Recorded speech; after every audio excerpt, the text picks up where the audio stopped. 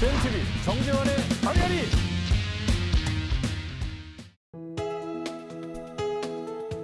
본 방송에서 제공하는 투자 정보는 투자 판단에 대한 조언입니다. 방송에서 제공하는 주식의 가치, 가격 상승 및 하락에 대해서는 방송사에서 보장하지 않습니다.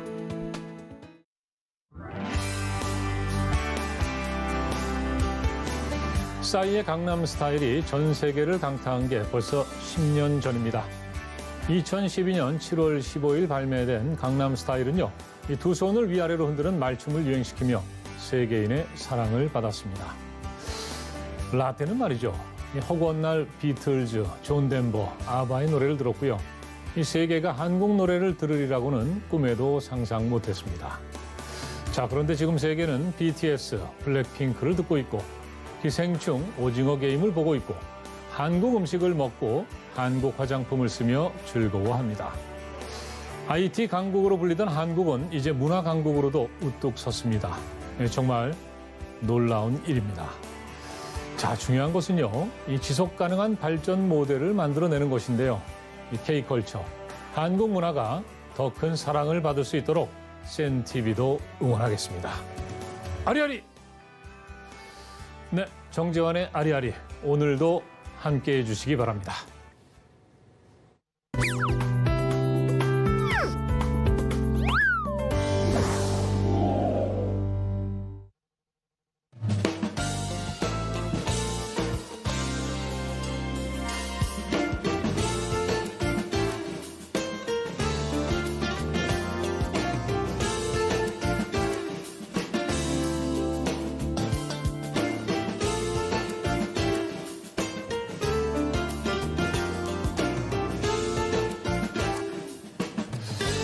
네, 한 주간의 다양한 화제를 먼저 확인해 보겠습니다. 경제콕, 오늘은 이은주 아나운서 나오셨습니다.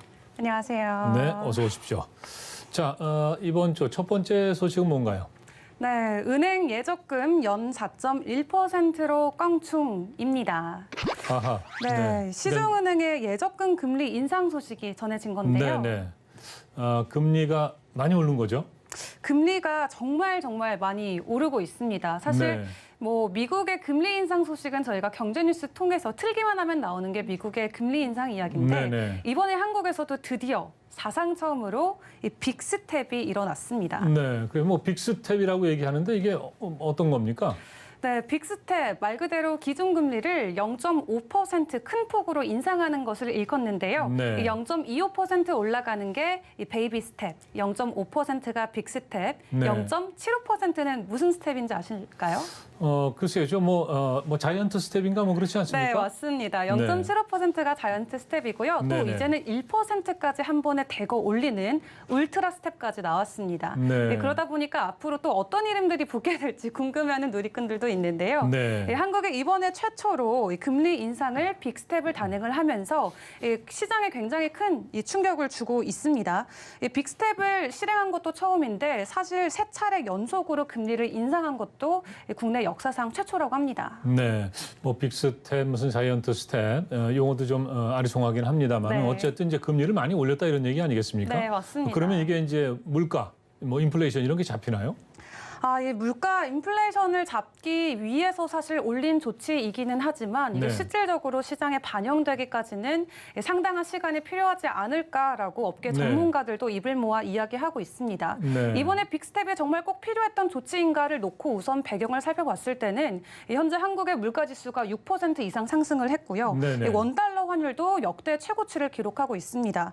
또 수입 물가도 인상이 되고 경기 침체가 이어지면서 이 빅스텝이 결국 불가피했다라고 이야기하고는 있지만 이 본질적으로 인플레이션을 정말 잡을 수 있을지에 대한 이 의문은 업계 네. 전문가들 사이에서도 의견이 나뉘고 있기는 하거든요. 네. 이 인플레이션을 잡기보다도 오히려 좀 더 우리 시장에 큰 타격을 줄 수 있는 방안이지 않았나라는 좀 우려의 목소리가 더 큰 것 같기도 합니다. 네, 이게 금리는 올렸는데 네. 물가는 못 잡는다. 그럼 이게 마냥 좋은 조치다 이렇게 볼 수는 없는 거죠? 네, 그렇죠.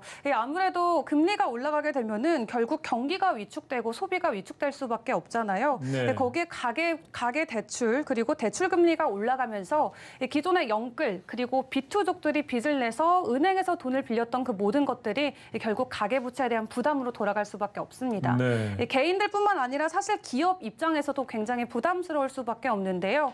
가만히 앉아 있었더니 은행의 이자가 올라가면서 이 기업들이 떠안게 된 이자가 네. 3.9조 원이 넘어간다고 하고요. 아하. 그렇다 보니까 기업들 입장에서는 이런 시설 투자와 같은 투자 부분에서 좀 힘을 뺄 수밖에 없는데 네네. 그런 투자에 또 힘을 빼게 되면은 또 우리 사회 전반적으로 악영향을 끼칠 수밖에 없다라고 네. 업계 전문가들이 보고 있습니다. 예.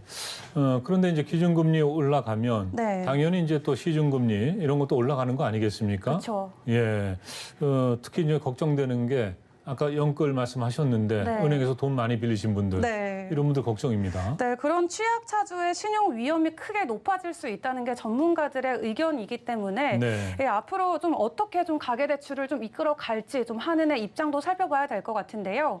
이렇게 한은이 단번에 0.5%의 금리를 인상하다 보니까 이 시중의 은행들도 너도 나도 할 것 없이 금리를 올리고 있습니다. 네네. 지금까지 좀 예적금 상품들을 봤을 때 사실 이 1% 미만인 상품들이 굉장히 많았잖아요. 네. 이자가 싼 거죠. 싼 거죠. 네. 그렇기 때문에 많은 분들께서 이 은행의 예적금 상품이 아니라 좀 위험 투자군들, 주식이나 네. 코인과 같은 곳에 좀 투자를 대신하시는 분들이 많았는데 그렇죠. 이번 이 기준금리 인상으로 시중 은행들의 금리도 높아지면서 다시 투자자들이 좀 은행의 예적금 상품을 많이 찾고 있는 분위기도 연출되고 있습니다. 네. 이제 이런 상황이 되면은 이제 현금을 많이 갖고 계신 분들 이런 분들은 이제 은행에 돈을 맡길 그렇죠. 가능성이 아주 높은데 네. 그 4%가 넘는 예적금 상품도 나왔습니까? 네, 맞습니다.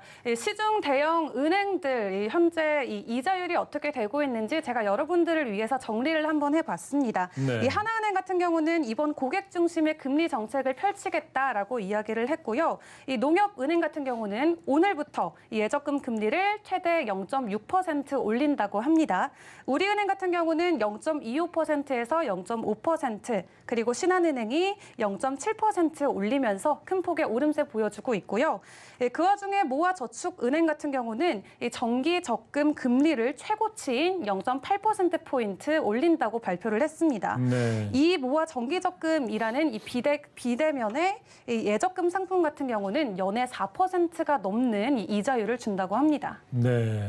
근데 뭐 이 소식을 듣고 웃을 수 있는 분들이 몇 분이나 계실지 예, 네. 참 의문스럽습니다. 자, 다음 소식은 뭔가요?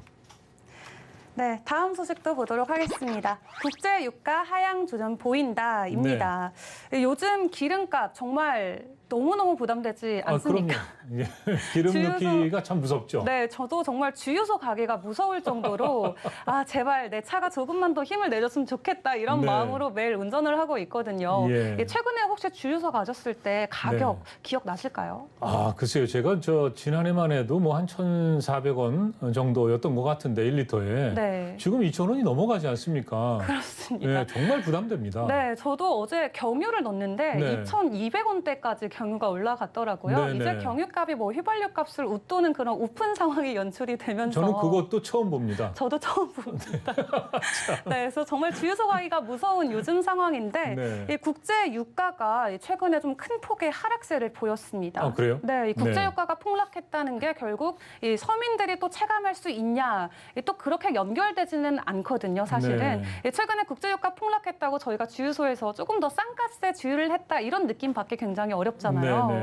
네. 그래서 저희가 이 부산으로 좀 이사를 가면 좋겠다라는 또 생각도 제가 들더라고요. 이사를 가요? 네. 예, 어디로요? 부산이요. 왜요? 이 부산에서 최근에 이 휘발유 가격이 2,020원대로 떨어지면서 한 달 새 최저치를 보인 주유소가 나타났다고 합니다. 네. 이 서울보다는 아무래도 조금 더 저렴한 가격대를 보여주고 있는데요. 네. 하지만 서민 체감 부담 여전히 지속될 전망이라고 업계는 내다보고 있습니다. 네. 이 하반기 상황이 결코 상반기보다 좋아지지는 않을 것이다라고 이야기하고 있는데요. 네. 정부 같은 경우도 사실 이 유류세 인하 같은 조치를 취하면서 좀 대중들을 도와주고자 하지만 이 서민들이 직접적으로 체감하기까지는 아직 어려운 분위기인 것 같습니다. 네.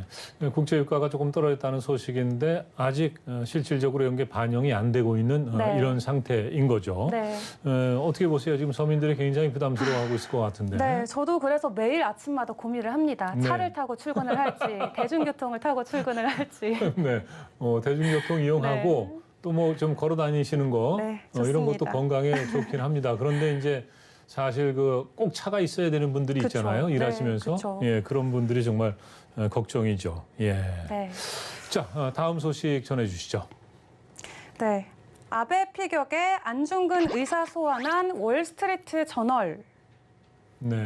이게 참 무슨 소린가 싶을 것 같은데요. 네네. 이 미국을 정말 대표하는 언론 매체죠. 이 WSJ에서 이번 아베 피격 사건과 관련해 대뜸 안중근 의사를 소환을 했습니다. 아하. 왜 그렇게 된 거죠? 네, 이 사실 안중근 의사 같은 경우는 우리 독립운동의 정말 대표적인 인물이시잖아요. 네. 근데 이번 피격 사건을 놓고 어떻게 보면은 이 한국인의 민족주의자와 같은 안중근 의사가 이번 피격 사건과 좀 비슷한 상황을 보인다라고 아하. 기사를 썼습니다. 네. 사실 굉장한 역사적 왜곡이고 네네. 우리 국민들의 입장에서는 사실 분노할 수밖에 없는 내용이거든요. 좀 언짢네요. 네, 사실 굉장히 좀 역사가 잘못 해석된 게 아닐까 싶은데 네. 이 서경덕 이 성신여대 교수는 결국 이 WSJ의 명백한 역사 인식의 부재라고 비꼬으면서 네. 이번에 다시 기사 수정을 요청할 것을 제안했다고 합니다. 네. 사실은 뭐 월스트리트 저널이면은 꽤나 권위 있는 네. 그런 신문이긴 합니다만은 그 한국의 역사 또 한일 관계사 이런 거는 잘 모르는 거네요. 그러니까. 네. 예. 빨리 수정이 돼서 좀 올바른 역사가 전달되어져야 될 것 같습니다. 그렇죠. 예. 뭐 한국 역사에 대해서 공부도 좀 하시고. 네. 사실은 이제 올바른 역사 인식이 참 중요한데 우리 역사를 세계에 제대로 알리는 거 이런 노력도 좀 많이 좀 기울여야 되겠습니다. 네, 네. 오늘 경제코 이윤주 아나운서와 함께했습니다. 수고하셨습니다. 감사합니다.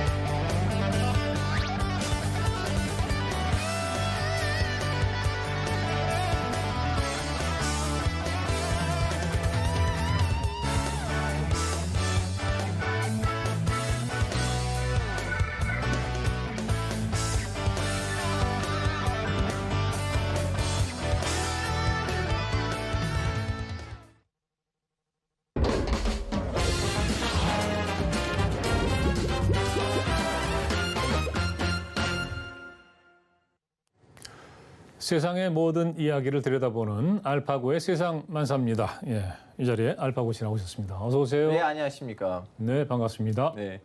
알파고 씨가 중동 출신이죠. 예, 오늘은 이제 4주째인데 네. 사람들 중동 이야기 많이 기대하시겠죠? 네, 지난번에 또 예고를 하셨어요. 예, 예. 네, 사우디 왕세자 얘기를 하셨는데 지금 이제 러시아 우크라이나 전쟁이 계속해서 진행이 되고 있는데 예.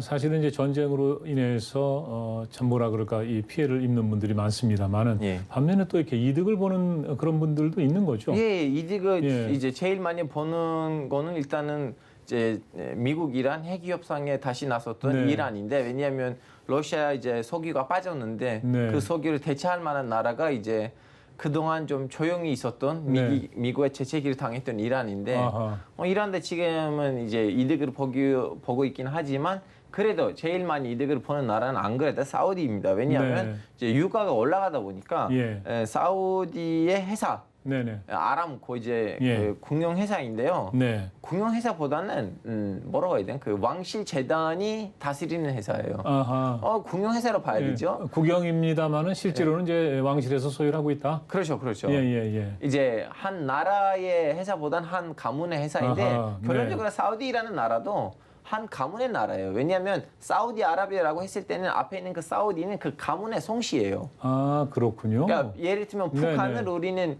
김씨 인민 한국 공화국 이렇게 부르는 걸로 똑같은 느낌이에요. 어허. 사우디아라비아라고 했을 때 사우디는 성이에요. 네. 가문의 중동 성이다. 스타일의 성. 예, 예. 예, 왕가의 성이다. 예, 망가의 성이고 이제 이 아람코는 이번 이제 우크라이나하고 러시아 전쟁이 터지면서 유가가 올라가고 네. 이분들도 돈을 많이 벌기가 시작됐잖아요. 네네네. 근데 이 회사는 사실은 2019년에는 상장을 했어요. 아, 2019년에 상장했다. 예, 그거 조금 늦게 상장된 거 아닙니까? 아니 이제 그러면? 국영회사이고 그리고 사우디에서는 네네. 그런 좀 약간 금융 체제가 네네. 두바이, 아부다비, 카타르 지기에는 좀 그렇게 발전되지는 않았어요. 안타깝게도. 이제 최근에 다 이런 것들이 열리고 있는데 네. 이 그러다 보니까 아람코가- 주가가 올라간 거예요. 아, 주가가 올라갔어요, 예. 최근에. 자 예. 이제 이 사람들이 주가가 올라가다 보니까 그럼 아람코 어떻게 했냐면 네. 주가가 올라간다는 그걸 힘을 빌려서 네네. 그 아람코랑 전혀 상관없는 예를 들면 아람코는 한국에 있는 에소일의 대주주이거든요. 네네. 한국에 있는 에소일의 대주주는 아람코예요. 아, 그렇군요. 예. 그런 식으로 원래 이렇게 에소일처럼 속이 이른 회사들을 말고 국제적으로 네. 다른 분야에 있는 회사들의 예. 주식들을 수집하기가 시작했어요. 아하. 그러다 보니까 이제 경제적에서 아니면 정치적에서 네네. 하는 말이 뭐냐면 이 사우디는 지금 이 우크라이나 러시아 전쟁을 기회를 타서 네네. 세계적으로 경제 백권을 누르려고 네네. 이렇게 좀 예, 그런 보이지 않는 선에서 열심히 네. 하는 거 아닌가. 아, 좀 그런 분위기네요. 예. 그러다 보니까 이제 오히려 더 그 소식이 퍼지다 보니까 네. 아람코 소식이 더 올라가고 예, 예. 이렇게 상호 방향을 하는 좀 약간 분위기예요. 네. 아람코가 이제 석유 회사인데 예. 처음에 이게 어떻게 시작한 겁니까? 이 이제 아람코는 사실은 사우디 사람들이 만들었던 회사가 아니었어요. 네. 이제 사우디에서 석유가 발견된 건 좀 뒤늦게예요. 사실 네. 영국 사람들이 석유가 이라크에 있다고 생각하고 이라크에 이제 1차 대전 때 엄청나게 감심을 뿌리고 이라크에 이제 패권을 가지고 오스만 제국이랑 싸우고 프랑스랑 싸우고 그러는데 네네. 때마침 33년에는 사우디에서도 이렇게 석유가 나오다 보니까 그럼 바로 미국 회사들이 여기 미국하고 서양 영국 회사들이 여기에다가 많이 오죠. 네네. 제일 많이 왔던 회사는 이제 모빌, 엑센 그리고 텍사스인가 하여튼 네네. 회사 이름은 살짝 좀 까먹는데 그 세 개 회사는 거기서 이제 합작 회사를 만들고 아람코라는 회사로 그 사우디에 있는 석유를 이제 꺼내서 네. 세계 각국에다가 팔기 시작했는데 사우디는 처음에는 이제 기술이 없잖아요. 네, 그렇죠. 기술이 없다 보니까 처음에는 뭐 너무 좋아. 이 외국 회사들이 와서 우리나라에 있는 석유를 가지고 네. 잘 발굴하고 해외에다가 파니까 우리는 돈을 버는데 근데 어느 순간부터 욕심이 커지는 거죠. 왜냐면 그렇죠. 똑같은 예. 욕심이 이란에서도 있었고 15년에나 12년쯤에는 이란도 그 국내 안에 있는 석유 회사들 국산화에 나섰거든요. 네. 사우디에서 이거 좀 약간 늦게 시작합니다. 예. 1960년에 시작을 해서 80년대 됐을 때 이제 마무리돼요. 아하. 조금씩 아람코라는 네네. 회사의 지분을 이제 왕실이 가지고 가다가 네. 80년대 됐을 때는 아람코는 완전히 이제 왕실 회사가 되고요. 100% 이제 네. 소유를 되는 거죠. 예. 그러니까 이제 처음에는 이제 외국의 기술 네. 이런 걸 갖고 이제 채굴을 하고 그랬는데 네. 이제 나중에는 이제 자체 기술로 채굴도 하고 그렇죠, 그리고 이제 그렇죠. 정유도 하고 뭐 네. 이러면서 이제 성장을 해온 거로군요. 그리고 예. 사우디도 지금 전 세계적으로 네. 제가 한국에서 아는 선배들도 있는데 유명한 화학 교수들을 네. 엄청난 연봉을 매기면서 아하. 데리고 갑니다. 네네. 민족을 따지지 않고. 예. 원래 사우디는 보수적인 이슬람 국가이고 네. 그렇게 쉽게 시민권을 안 주거든요. 연주권은 그렇게 쉽게 안 주긴 한데 화학 분야에서 너무나 좀 약간 뛰어나는 교수라면 민족 종교 배경을 따지지 않고 네. 바로 엄청난 연봉을 드리면서 시민권 아니면 영주권까지 주면서 모시고 네. 갑니다. 그것은 이제 역시 이제 이 경쟁력을 강화하기 위해서 그렇죠, 그렇죠. 이제 그렇게 하는 거다 이렇게 네. 봐야 될 것 같은데 앞서 이제 이 아람코가 국영 기업이지만 실제로는 이제 왕실 소유 같은 뭐 이런 네. 회사다 이렇게 말씀하셨는데 네. 무함마드 왕세자인가요?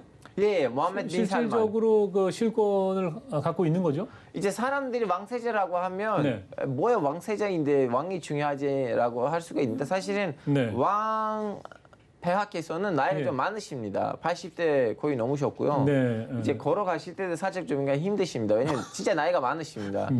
왜냐면 건강하셔야 될 텐데 나이가 네. 많으셔서. 예. 사실은 지금 이 왕도 조대왕 그 네. 사우디아라비아를 건국했던 왕의 막내 아들이에요. 아하. 그러니까 그동안 3세대로 안 넘어갔어요. 네네. 왕이 죽고 난 다음에 아들한테 넘어갔는데 예. 그 아들 죽고 난 다음에는 그 작은 동생한테 가다 보니까 어느 날까지 거의 100년이 됐는데 네네. 아직도 초대 왕의 아들들이 다스리고 있는데 네. 이 지금 이제 살만 왕의 아들이니까 빈 네. 살만이라고 하거든요. 예, 살만은 예. 아들이거든요. 그러니까 의미가 무함마드.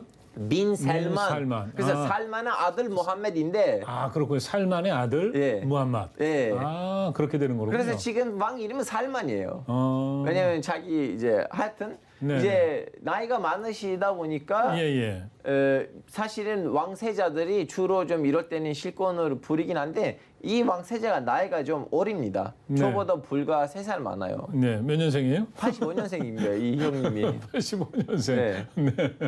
아, 그렇군요. 진짜 그 젊은 왕세자인데. 예. 아, 그런데 어떻게 해서 이게 권력을 잡게 됐을지. 한편으로는 또 그 튀르키예에서 그 반정부 그 언론인 예. 암살했다는 그런 의혹도 받고 있지 않습니까? 아 이거 사실은 그 권력을 네.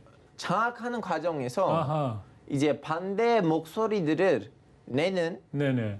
서양 세계에서도 관심 받는 기자가 있었어요. 네. 제말 가식지라는 기자인데 네. 이 기자의 할아버지라는 거 그냥 할아버지가 원래 터키 사람이었어요. 예. 터키에서 공화국 선포됐을 때 그 공화국에 반대하는 왕당파 사람들이 오스만 제국 왕당파 사람들 사우디를 비신 갔거든요. 네. 그래서 이분의 할아버지도 그때 왕당파 계열이었는데 그래서 사우디 온 거예요. 네. 하여튼 이 가문이 너무 지식인 가문이다 보니까 다 기자 됐는데 네. 이분도 워싱턴 포스트나 뉴욕 타임스에서는 친구들이 많이 있고 네. 거기에다가 이렇게 주기적으로 기고를 했던 네, 기자였는데 이제 모함메드 빈 살만이 정권을 장악하고 난 다음에 원래 다른 왕세자가 있었고 네네. 원래 사우디에서 그 정통적으로 내려왔던 그 라인이 있거든요. 예.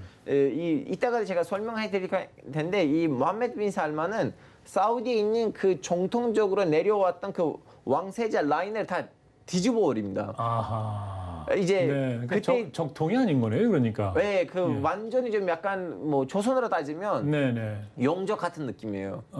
역적. 영조의 영조? 그 영조의 손주 정조라든가 하여튼 정조의 그렇죠. 영조의 손자가 정조죠. 이제 정조 같은 네. 느낌이에요 이분이. 완전히 그 시스템을 탁 엎어버리고 자기는 네네. 나름대로 또 라인을 하나 만들어요. 예. 이거는 사우디 역사에서 없거든요. 네네네. 이제 국내에서는 반대 이제 소리가 제대로 못 나긴 한데 예. 밖에 나가 있는 유럽에서는 미국에서는 사우디 기자로서 유명한 이 제말 가식지가 열심히 네. 반대 목소리를 냈는데 이스탄불에서 암살당했는데 사람들이 배후에는 왕세자가 있는 거 아닌가라고 아하. 했는데 왕세자는 이 말을 해요. 그 기자들한테 인터뷰하고 그 질문을 네네. 받을 때 전혀 가리낌 없이 네. 나를 반대하는 사우디 기자가 너무 많아요. 예. 반대파들 너무 많은데 내가 죽이려면 제말 가식지는 그 리스트에서 100명 안에도 못 들어가요. 아, 순위가 한참 아래다. 예. 그래서 제발 좀 약간 내가 재밌는- 생각지도 않았던 걸 가지고 나한테 따지지 마세요. 네. 재밌는 해명이네요. 예. 아, 그렇게도 해명을 하는군요. 예. 예. 그러니까 어쨌든 이제 그 언론이 암살이라는 의혹을 받고 있는 거고. 네. 근데 이런 권력 쟁탈 과정에서 뭐 그런 사건뿐만 아니라 직접적으로 와, 사실은 어마어마한 예. 사건이 일어났어요. 이분이 2015년에는 이제 제가 아버지가 네네. 왕이 되면서 아버지가 이분을 이제 자기 국방장관 같은 사람으로 네네. 임명했거든요. 예. 그리고 지금 사우디 왕들 중에서 왕세자들 중에서 이렇게 군사적으로 생각이 있거나 좀 약간 관심이 있었던 사람이 이분밖엔 거의 없었어요. 아하. 근데 이제 2015년에는 이제 자기 아버지와 함께 이제 네. 제대로 이제 예. 뭐라고 해야 되나요? 정부에 들어갔는데 그때 이제 무슨 일이 생기냐면 바로 옆에 있는 예멘에서 내전이 터져요. 네. 예멘이 이제 수니파하고 시아파가 그 내전을 하고 있는데 예, 서로 싸우니까. 예. 이제 이 시아파 반군이 정부 뒤에는 예멘 정부 뒤에는 사우디가 있다고 생각하고 자꾸 사우디에 있는 그 아람코의 이제 시설들 있잖아요. 네네. 거기에다가 미사일을 쏴요. 아. 물론 지금 닭이 먼저인가 알이 먼저냐의 네네네. 분위기인데 예. 이제 먼저 사우디가 개입을 해서 예멘 안에 있는 반군 시아파 반군이 이렇게 화가 나서 이제 미사일을 쏜 것인지 네. 아니면 이제 거꾸로 된 것이 모르긴 네. 하지만 그때 이제 사우디는 예멘 내전에 들어갑니다. 예멘 어허. 내전에 들어갔는데 그때 이제 모하메드 빈 셀만이 우리나라는 인구도 2천만 명 넘고 네. 세계적으로 진짜 오일 머니가 빵빵하게 있는데 예. 우리는 예멘에서 이렇게 망신당하는 거는 말이 되냐고. 아하. 우리나라에서 진짜 확실히 특히 국방 라인에서는 네. 비리가 너무 심각하고 우리나라의 국방력이 이렇게 호술한 거는 말이 안 된다. 그래서 뭘 바꾸려고 하는데 이미 사우디에서 그 라인이 너무 정해져 있기 때문에 네네. 85년생 왕세자가 아무것도 할 수가 없었거든요. 아하. 그래서 이 사람 뭘 했냐면요. 자기를 국방부 장관으로 임명시켜요. 아버지를 통해서. 네네. 아버지가 임명을 하고. 예. 예. 근데 이제 사우디에서 실권이 국방부의 실권이 어디에 있냐면요. 왕실 보위부에 있어요. 네. 왕실 보위부. 예. 북한에서도 사실은 국방부보다는 네네. 이제 보위부가 제일 강력하잖아요. 그러다 보니까 이제 그런 영화들도 있고 네네. 강철비라든가 거기서도 그런 얘기가 나오잖아요. 네. 그래서 이분이 국방부 장관이 되면서 자기 밑에서 비밀리에 특공 부대를 만들어요. 아하. 타이거 아미라고 해요. 진짜 한 100명도 네네. 안 되는 예. 특공 부대 하나 만들고 2017년에는 쿠데타 같은 일을 일으켜요. 네. 2017년에 뭘 했냐면요. 갑자기 보위부 대제장 네. 그리고 제일 돈이 많은 그 왕세자들 네. 자기 엄마가 야 이거 너무 위험한 거 아니야? 넌 자칫 잘못하면 너도 좀 날아갈 수가 있잖아 하니까 네. 자기 엄마까지 다 아. 체포합니다. 네네네. 체포해서 리스칼튼 호텔에다가 가다납니다. 네. 이제 거기는 사우디이고 돈이 많다 보니까 그분들의 감옥도 교도소도 리스칼튼 네네. 호텔처럼 별 5짜리 호텔입니다. 예. 근데 이제 사람들이 제일 궁금한 거 뭐냐면 이렇게 어마어마한 작전을 했는데 네네네. 반대 소리가 왜 안 나오냐. 음. 이분이 미리 여론을 만들어 놨거든요. 네네. 우리 사우디가 이렇게 된 이유는 이런 사람들 때문이다. 네. 그러니까 바로 같은 날에 기사들 뜯어보니까 예. 사우디 안에 있는 젊은이들하고 여성들이 네. 왕세제 편을 들어요. 그러다 보니까 왕세제 이 작전이 성공이 마무리되고 네네. 완전히 이제 실권을 잡게 됩니다. 그러니까 이제 정적을 제거하는 과정에서 네. 이제 쿠데타 같은 것도 일으켰는데 네. 또 한편으로는 이 무하마드 왕자를 지지하는 그런 세력도 있었다. 왜냐하면 네. 여성들 입장에서는 너무 예. 억울한 거예요. 예. 우리 남편들이 전 세계에서 제일 돈을 많이 버는 사람들인데 네네. 우린 왜 이렇게 사냐. 아하. 그래 젊은이들도 네네. 왜 우리는 이렇게 보수적으로 살아야 되냐. 네네. 우리나라가 전 세계적으로 돈을 제일 많이 벌고 있는데. 네네. 근데 이제 그 왕실이 주로 신학자들의 눈치를 봤기 때문에 네. 이 왕세자는 중간에는 배팅을 젊은이들하고 여성들 편으로 한 거죠. 네네네. 근데 배팅을 했는데 먹혔어요. 예. 네. 그러니까 어쨌든 이제 기존의 어떤 그 권력 실세들을 몰아내고 예. 이제 그런 과정에서 또 자기 지지 세력을 결집을 하고 예. 그러면서 지금 이제 자신의 권력을 좀 아주 공고하게 다져가는 예, 뭐 이런 그 상황이라고 볼 수가 있겠군요. 기재회견에서도 사람들이 물어봐요. 너 왜 이렇게 했냐고. 네네. 그분도 하는 말이 뭐냐면 우리나라는 본인 말이에요. 네네네. 우리나라는 그동안 북한 같은 나라였다. 아하. 나는 사우디 사람으로서 네네. 왕자로서 아니고 사우디 사람으로서 우리나라가 네네. 이렇게 북한처럼 보이는 것이 너무나 자존심 상했다. 네. 우리나라는 재미없었다. 예. 아직 우리 시간이 끝나가고 있는데 혹시 이거 입으로 갈까요? 왜냐하면 아직 삼성이랑 그래야 될 것 관련된 얘기가 같습니다. 있는데. 사실은 이제 이 사우디 왕세자가 2019년인가 우리나라에 왔었죠. 네. 그때 이제 우리 기업인들을 만나고 그랬었는데 이 사우디하고 우리 경제 관계 요 그것도 얘기를 해야 얘기가 돼요. 궁금한데 요 얘기를 다음 주에 하죠. 네, 다음 주 합시다. 네, 그렇게 하는 걸로 하겠습니다. 재미있었죠? 예, 재밌었어요. 다행입니다. 그러면. 네, 자 오늘 알파고의 세상만사 수고하셨습니다. 네, 다음 주에 감사합니다. 뵙겠습니다. 예. 네, 안녕히 계세요.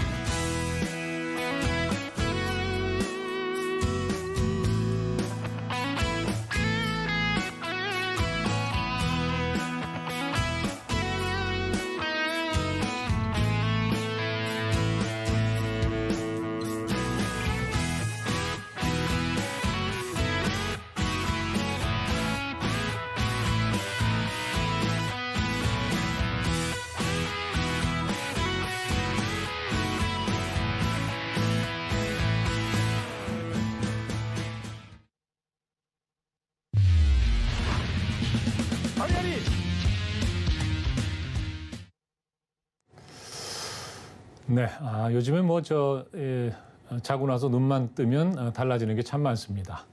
예, 돼지고기 값도 어제랑 다르고 기름값도 어제랑 다르고 금리도 또 어제랑 다릅니다. 이렇게 참 달라지는 게 많은데 이 법도 만만치 않습니다. 법도 많이 바뀌죠. 7월부터 이제 이 도로교통법이 바뀌어서 이미 이제 시행에 들어가 있습니다.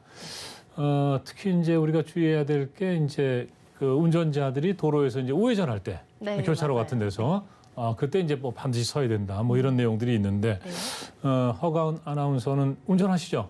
네, 운전해서 다닙니다. 네, 어떻게 느끼세요? 이렇게 교통법이 또 달라졌는데. 아직은 좀 익숙하지가 않아서 네. 횡단보도가 보일 때마다 저도 모르게 움찔움찔하게 되더라고요. 네. 그런데 제가 이거를 보면서 내가 법 없이도 살 수 있는 사람이라고 생각을 했는데 생각해보면 실제로 법이 없으면 질서가 무너지고 살기 힘들 것 같다 이런 생각이 들더라고요. 그럼요. 예, 이제 법이라는 게 사실은 이제 이 사람을 보호하기 위해서, 네. 예, 인권을 지키기 위해서 이렇게 이제 만들어지는 게 아니겠습니까? 네. 사실 도로교통법 같은 것도 우리가 좀 잘 알아야 되고 또 잘 맞춰서 이제 따라야 되는 뭐 이런 의무, 책임 뭐 이런 게 있는 건데요. 도로교통법이야 그렇지만은 무슨 뭐 내가 뭐 형사상 무슨 일이 생기겠어? 뭐 이렇게 생각하는 경우는 좀 많죠.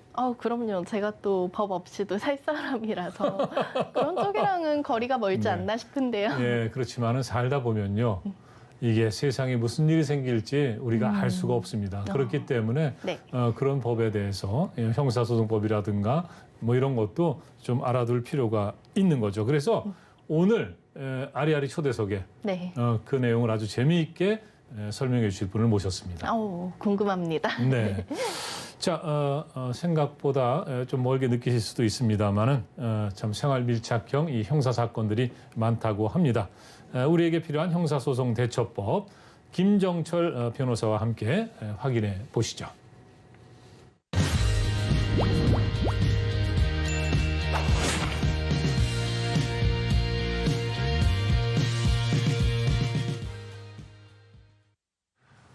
사람들이 흔히 법보다 주먹이 가깝다 이런 얘기를 많이 합니다. 그러나 여러분들이 법을 알게 된다면은 주먹보다 법이 훨씬 더 가깝다는 걸 아시게 될 겁니다. 오늘 제가 일상생활에서 흔히 발생할 수 있는 형사사건과 관련되어서 재미있게 형사법을 설명해 드리고자 합니다. 저는 법무우리의 김정철 대표 변호사입니다. 반갑습니다. 자, 오늘 말씀드리고자 하는 것은 알면 피가 되고 살이 되는 재미있는 형사법 이야기예요. 우리에게 흔히 형사사건이 발생할 수 있습니다. 저에게도 발생할 수 있고 제 가족에게도 발생할 수 있고 제 친구에게도 발생할 수 있죠. 그렇지만 이게 흔히 발생하는 사건임에도 불구하고 여러분들이 형사법에 대한 내용을 잘 알지 못하면 굉장히 당황스러운 상황이 발생할 수 있어요. 그래서 여러분들에게 최대한 좀 재미있고 쉽게 설명을 드리면서 조금 도움을 드리고자 강의를 준비했습니다. 제가 형사사건에 대해서 주로 많이 설명하는 내용 중에 하나는 형사사건은 마치 병이 생기는 것과 되게 비슷합니다. 그래서 언제 형사사건이 내게 생길지 알 수가 없고 또 형사사건은 병처럼 방치하면 계속 악화가 돼서 치료하기 어려운 정도의 상태로 나아갈 수도 있습니다. 뿐만 아니라 우리가 어떤 환자가 생기게 되면 그 가족들이 굉장히 고통스럽잖아요. 그런 거 마찬가지로 형사사건이 발생을 하게 되면 그 가족들과 지인들 그리고 나의 사회생활과 관련된 단절이 발생할 수 있게 되어서 많은 고통에 빠지게 됩니다. 또 그 병을 치료할 수 있는 명의가 있듯이 또 그 사건을 해결할 능력을 가진 전문 변호사가 또 반드시 있습니다. 그리고 최대한 형사사건이 발생하는 것을 예방할 방법이 있다. 이런 점에서 형사사건은 어떤 질병에 걸리는 것과 굉장히 비슷합니다. 우리가 마치 이제 암이 걸리면은 암이 1기에서 2기, 3기 이렇게 가지 않습니까?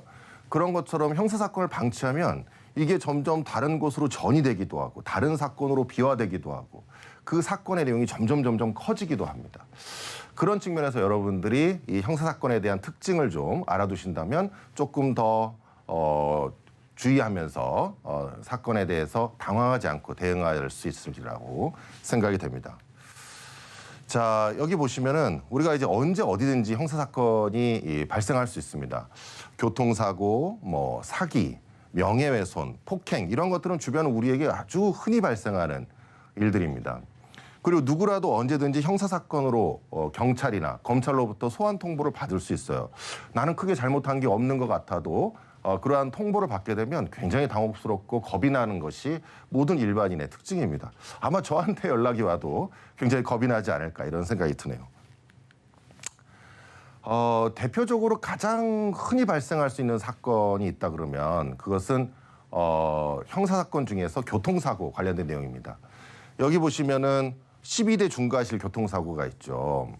이게 이제 교통사고 처리 특례법이라고 하는 법이 있고요. 그 법에 의해서 무면허 운전, 속도 위반, 뭐 건널목 통과 위반, 중앙선 침범, 횡단보도 사고, 신호 위반, 음주운전 이런 거를 통해서 사고가 발생을 하게 되면 아무리 종합보험에 가입돼 있어도 형사처벌의 대상이 됩니다.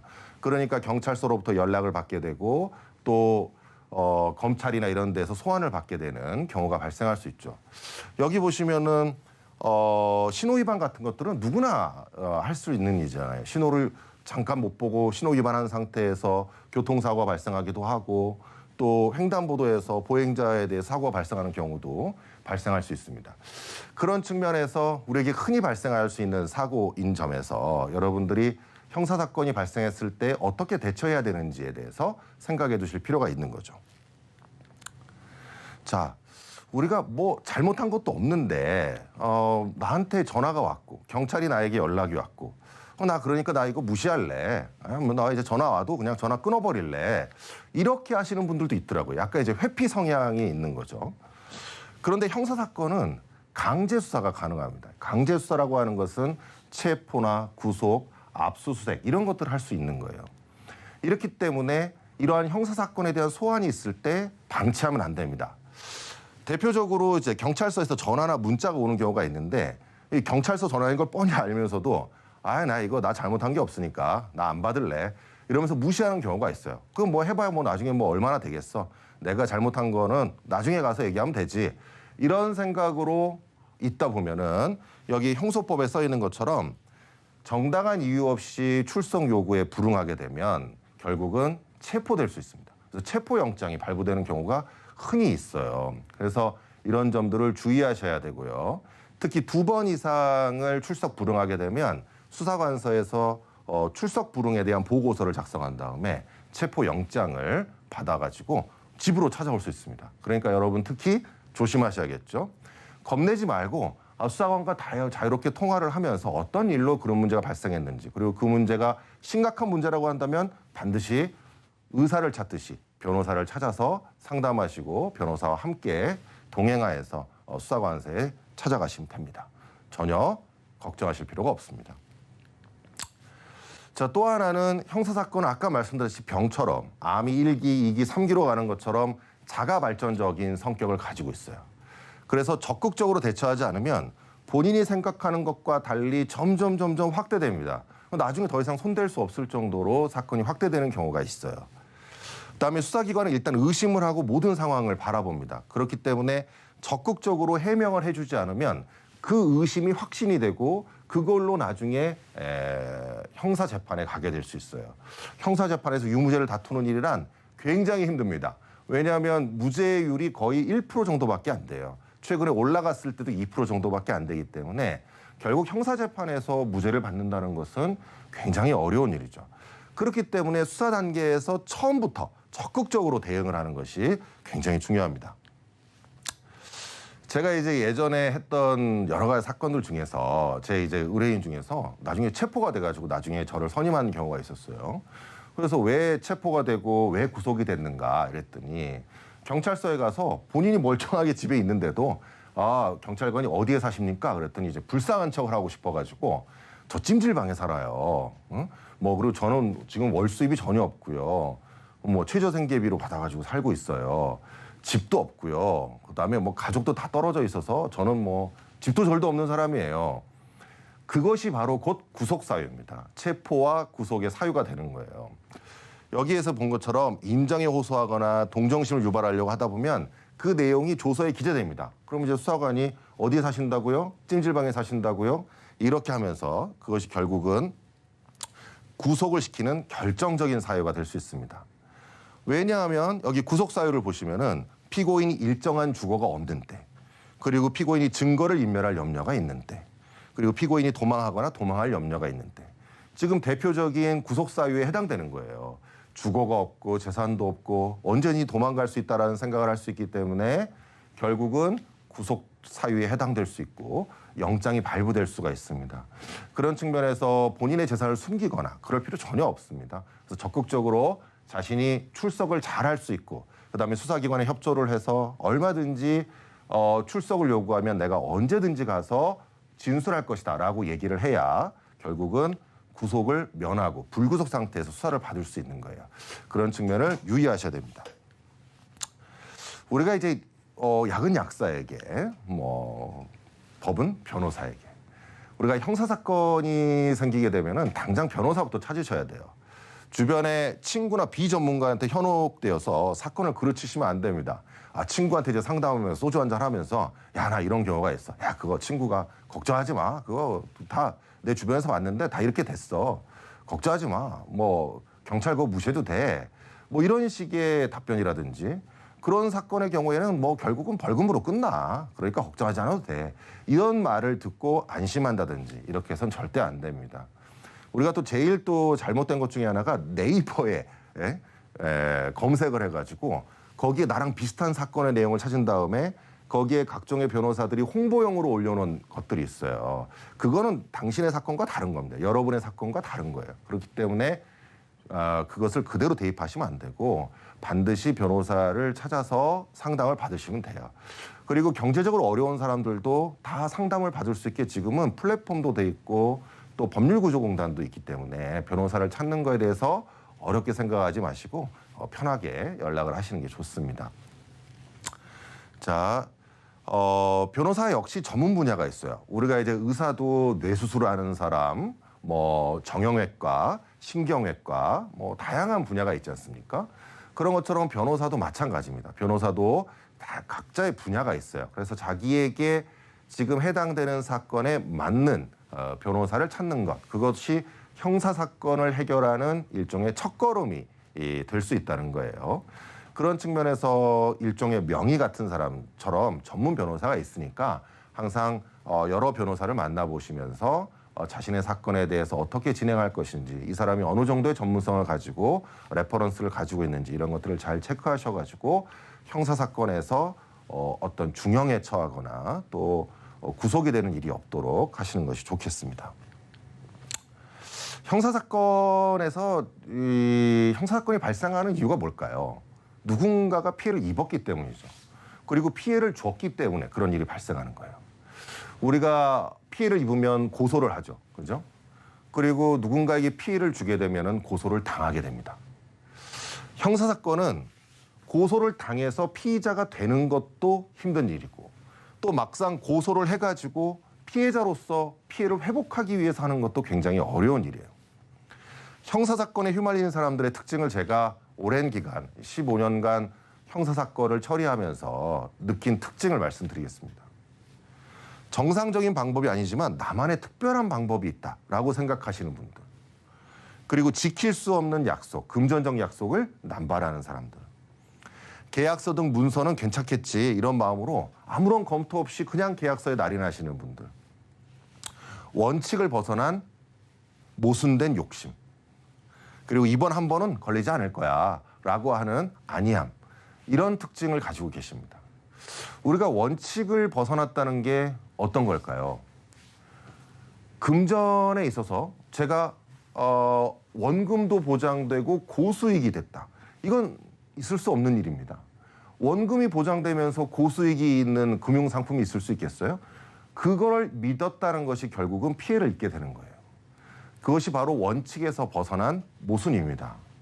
또 나만의 특별한 방법 또는 어떤 사람의 특별한 방법, 내가 여기에서 어떤 수익을 내는 특별한 방법을 가지고 있는 사람이다 라고 하는 것을 믿고 투자해서 피해를 입거나 또는 어떤 사람에게 나만의 특별한 방법이 있다고 하면서 설명을 하고 사기를 하고 기망을 하는 경우, 이런 경우가 바로 대표적으로 문제가 되는 사례들입니다. 형사사건은 그 발생 가능성을 최대한 낮추는 것이 우리 예방의 방법 중에 하나입니다. 우리가 마치 이제 병이 걸리지 않도록 평소에 운동도 하고 식이요법도 하고 건강한 생활을 하도록 노력을 하는 거와 마찬가지예요. 물론 그렇게 하더라도 병이 걸릴 수 있어요. 그것은 마치 법률에서는 상대방과 다투지 않는 겁니다. 다툴 수밖에 없는 상황이 발생할 수 있죠. 그렇지만 모든 사람이 그 상황에 있을 때 똑같이 다투는 것은 아니라는 것을 명심하시기 바랍니다. 대기업들은 다 미리 법률 자문을 받아서 형사사건을 다 미연에 방지하고 다툼을 최소화합니다. 어떤 행동을 할 때 또는 어떤 행위를 할 때 또는 어떤 사업을 벌릴 때 사전에 다 법률적 검토를 거치죠. 그런데 중소기업이나 작은 기업을 운영하시거나 또는 일반 개인분들은 법률적 상담을 거치지 않고 야 이거 될 거야. 쟤도 다 했는데 뭐 나도 그렇게 하면 되지. 그렇게 하다가 그것이 법을 위반하게 되는 문제가 발생합니다. 나중에 법정에 가서 나 법 몰랐어요. 그런 일이 다 저 사람도 저랬는데 왜 저만 처벌하십니까? 이런 것은 통하지 않는다는 거예요. 그 점을 명심하셔야 됩니다. 자, 제가 이렇게 해서 지금 짧게 여러분에게 형사사건에 대한 특징을 말씀드렸어요. 형사사건이 발생하면 너무나 고통스럽습니다. 변호사인 제가 어떤 제 의뢰인한테 돈을 받고 가서 조사에 참석하는 것, 그것도 변호사 입장에서도 고통스러운데 피의자나 그다음에 피해를 입으신 고소인의 경우에는 얼마나 마음이 고통스럽겠어요. 그만큼 형사사건은 한 번 걸리지 않도록 하는 것이 굉장히 중요합니다.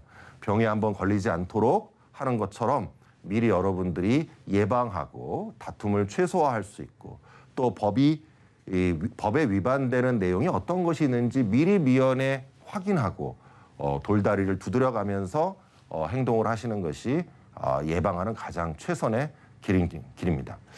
여러분에게 오늘 짧은 시간이지만 형사법에 대한 특징을 좀 설명드리면서 최대한 재밌게 말씀드리려고 했는데 제가 좀 재미없는 사람이다 보니까 더 재밌게 못한 점에 대해서는 죄송스럽게 생각합니다. 오늘 강의는 여기까지 마치도록 하겠습니다. 감사합니다.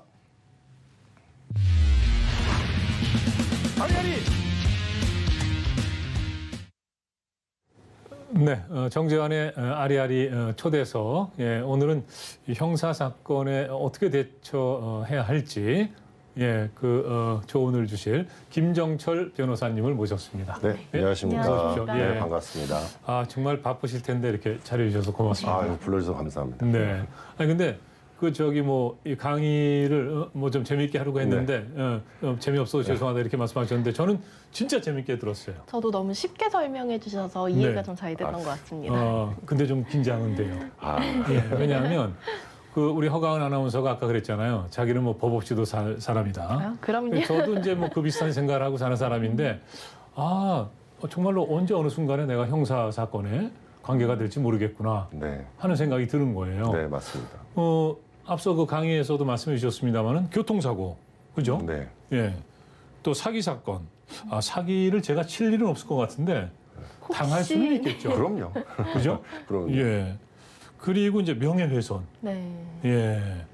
저는 뭐 남들 욕 안 하니까 뭐 크게 걸릴 일은 없을 텐데 근데 또 자기가 모르고 또 이렇게 네. 일이 되는 경우도 있지 않겠습니까? 굉장히 많습니다. 뭐 예. 그냥 흔하게 친구들하고 같이 모여서 술자리에서 네네. 했던 얘기들이 나중에 명예훼손으로 고소당하는 경우도 네네. 있고. 요즘에는 뭐 페이스북이라든가 그럼요. SNS에 인터넷 댓글 같은 뭐 경우도 글도 많이 마찬가지. 쓰잖아요. 맞습니다. 예, 걔는 왜 이렇게 못생겼니? 말도 험하게 하고. 근데 이런 것도 자칫 잘못하면 이게 또 명예훼손이 될 수도 있다. 네네, 그렇습니다. 예, 그렇게 명예훼손이나 생각하면- 모욕 이런 걸로 지금 고소고발이 굉장히 많이 이루어지고 있거든요. 네네. 그렇게 생각하면은 우리가 좀 네. 이런 부분들 평소에 좀 소홀히 하는 그런 경향이 있는데 이 시간을 빌려서 좀 잘 좀 챙겨 보시기 바랍니다. 그리고 아까 이제 찜질방 얘기도 네, 해주셨는데 그러니까 사실은 경찰서에서 뭐 전화 오면은 나하고 무슨 관계가 있지? 그리고 이제 불편하니까 피하게 되고 네. 그럴 수 있는데 절대 그래서는 안 된다는 절대 거죠. 그래서는 안 된다는 거죠. 네. 직접 전화해서 확인해가지고 예, 도대체 예. 어떤 내용으로 불렀는지 그런 네, 것도 네. 확인해 보시고 예. 상대방이 고소했다 그러면 요즘은 정보 공개가 돼요. 그래서 아하. 고소장을 읽어볼 수가 있습니다. 복사를 해서. 네네네. 그런데 이제 그거를 읽어보면 아 나한테 이런 어떤 내용으로 고소가 됐구나 네. 이런 걸 확인할 수 있으니까 네네. 철저하게 또 대비도 할 수 있게 되죠. 네. 그러니까 내가 모르는 사이에 누군가가 나를 고소했다. 네네. 그래서 이제 경찰서에서 전화를 했다. 네. 그런데 난 뭐 잘못한 게 없는데 왜 경찰서에서 이렇게 전화를 하지? 그리고 나 지금 바쁜데 네. 이런 식으로 회피하면 안 네, 된다. 그렇습니다. 회피하시면 절대 안 되죠. 네네. 왜 전화를 하셨는지요? 네. 네. 이렇게 아닌 건 아니라고 또 밝혀야 하니까요. 그러니까요. 네. 그래서 지금 말씀하신 대로 고소를 누군가가 나를 했다면은 그 내용을 확인을 해야 되고 네. 이제 그럴 필요가 있다는 거죠. 사실은 이제 우리가 정말 살면서 부딪힐 수 있는 많은 일들 네. 이것이 바로 이제 형사 사건이 될 수 있다. 이런 점을 좀 유념해야 될 것 같고요. 김정철 변호사님은 사실은 뭐 워낙에 유명하셨지만 최근에 굉장히 유명해지셨죠. 라임 사건. 네네. 그죠? 승소하지 않았습니까? 1심에서? 네네. 지금 100% 승소를 해가지고 네네네. 지금까지 대한민국에서 한 번도 사기 취소가 인정된 적이 없습니다. 그런데 이제 어허. 처음으로 네네. 지금 저희 금융 역사상 처음으로 이제 사기 취소가 인정됐고. 아하, 그 이게 이제- 승소한 변호사신 거죠, 그러니까. 네네 맞습니다. 네. 그래서 결국은 이 지금 투자자들을 보호하는 데 있어서 굉장히 의미가 있는 판결이 네. 지금 선고가 된 거거든요. 그래서 예, 예. 그런 부분에서 저나 저희 로펌이나 굉장히 자부심을 가지고 있습니다. 정재환의 아리아리 오늘 함께해 주셔서 고맙습니다. 김 변호사님 고맙습니다. 네, 고맙습니다. 고맙습니다.